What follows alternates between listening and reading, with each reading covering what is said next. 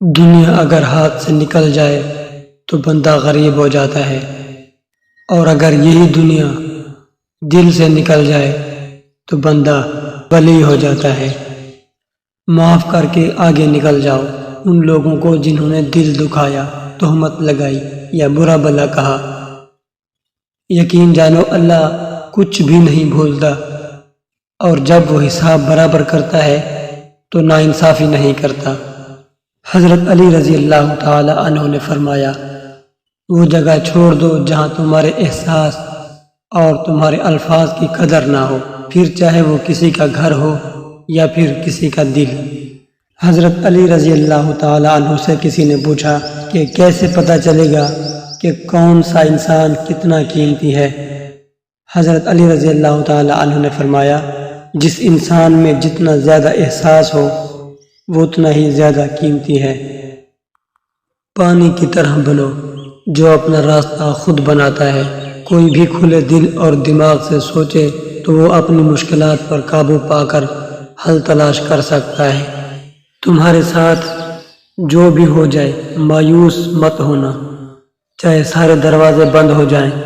تمہارے لیے ایک خفیہ دروازہ ہے جو اللہ نے مقرر کیا ہے، تم اسے دیکھ بھی نہیں سکتے، بس صبر اور شکر کرتے رہو۔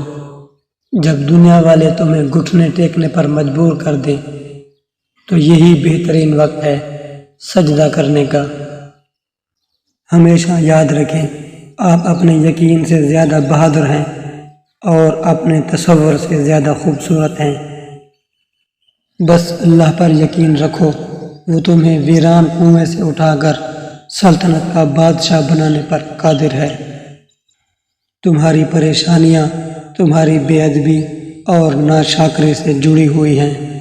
اپنی بری عادتوں کو جلد از جلد سیدھا کرنے کی کوشش کرو، کیونکہ دیر کرنے سے عادت پختہ ہو جاتی ہے۔ خود غرض اور جاہل لوگوں پر جب احسان کرو تو پھر ان کے شر سے بچنے کی کوشش کرو۔ مشکلات اللہ کی طرف سے اشارہ ہوتی ہیں تاکہ انسان راہ راست پر آ جائے۔